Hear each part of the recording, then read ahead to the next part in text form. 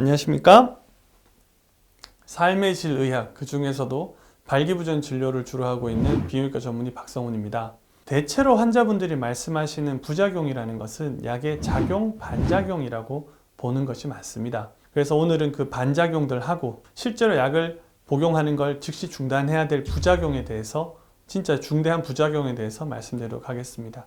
두 가지 딱 기억하시면 됩니다. 첫 번째, 시야가 파랗거나 노랗게 변해 보이는 거. 선천적으로 우리 망막에, 색을 인지하는 망막에 색소에 약간 다른 형태가 있는 분들이 계세요. 그런 분들이 비아그라나 시알리스 같은 약을 드시게 되면은 가끔 그 시야의 모든 것들이 파랗거나 노랗게 변해 보이는 경우가 있습니다. 근데 그런 상황이 왔음에도 불구하고 약을 계속 복용하게 된다면 영구적으로 시신경에 손상을 줄 수 있는 위험이 있습니다. 그래서 그런 상황이 생기면은 약을 중단하시는 게 맞겠습니다. 두 번째는 이명, 삐 하는 소리가 들리면서 갑자기 한쪽 귀가 들리지 않거나 양쪽 귀가 들리지 않는, 이것은 이명이라고 우리가 말을 하지만은 실제로는 돌발성 난청이라고 봐도 돼요. 돌발성 난청이라는 것은 갑자기 청력이 손실되는 것을 의미합니다. 그런 상황에서도 계속 약을 복용하시게 되면 50% 가까이 되는 환자가 청력을 잃어버릴 가능성이 있습니다. 그렇기 때문에 혹시라도 그런 부작용이 생기면은 약의 복용을 중지하시고 그 약 처방하신 선생님하고 다시 얘기를 해보시는 게 좋겠습니다.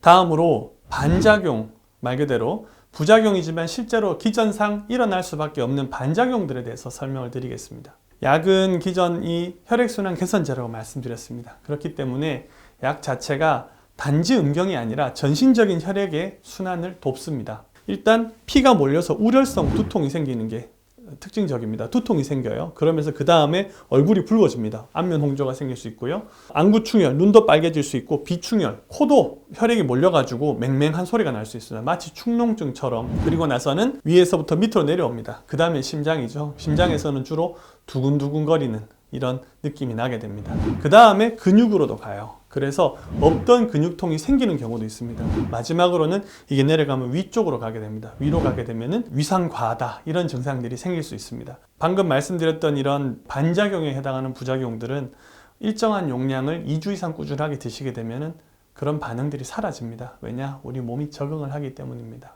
진단은 의사에게, 약은 약사에게라고 얘기합니다. 그래서 약을 사시기 전에 혹여나 이 약하고 부딪히는 약이 혹시나 있나 한번 체크해 보시고요. 약은 꼭 그 의사한테 처방을 받아서 그 약국에서 사신 약만 드시는 것이 안전합니다. 가끔 남자도 화장실 가보면 왜 미제 정품 이렇게 얘기하면서 B야, C야 이렇게 해가지고 왜 몇 통에 얼마 이렇게 팔잖아요.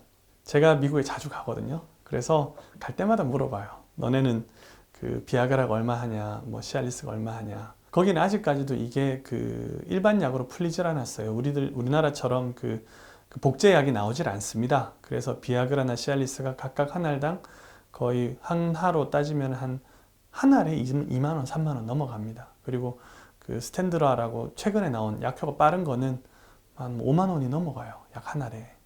근데 뭔 수로 그게 한국에 들어오는데 한 통에 그 가격이 나와요. 일반적으로 제가 들은 제조 공정은 이렇습니다.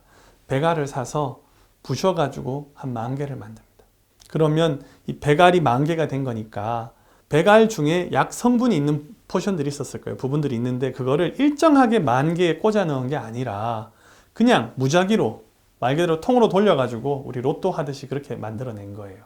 그러니까 어떤 거는 진짜 운 좋게도 그 약 성분이 딱 그 한 알만큼 들어가 있을 수도 있어요. 또 어떤 거는 좀 적게 들어가 있을 수도 있고요. 어떤 건 없을 수도 있습니다. 이거는 괜찮아요. 그러나 만약에 정말 재수없게 약알 성분이 한 5개, 6개가 한 알에 그냥 몰려있다. 또 그런 거를 또 재수없게 먹었다. 무슨 일이 생길지 잘 모릅니다. 보통 약이 필요한 분들이 대체로 당뇨나 고혈압이 있고 심장의 컨디션이 안 좋으신 분이기 때문에 혈관 기능에 어떤 악영향을 미칠지 모릅니다. 그래서 가짜 약은 효과가 없기 때문에 드시지 마시라가 아니라 어떤 부작용을 겪을지 모르기 때문에 복용을 조심하시라고 말씀을 드립니다. 한국만큼 사실은 이렇게 전문의 만나서 처방받고 그 다음에 약 사고 이런 것들이, 특히나 발기부전 치료제가 저렴한 나라가 전 세계 어디도 없어요. 정말 우리나라가 최고입니다. 그런 면에서는. 그렇기 때문에 굳이 위험을 무릅쓰지 마시고 처방받아서 써보시기 바랍니다.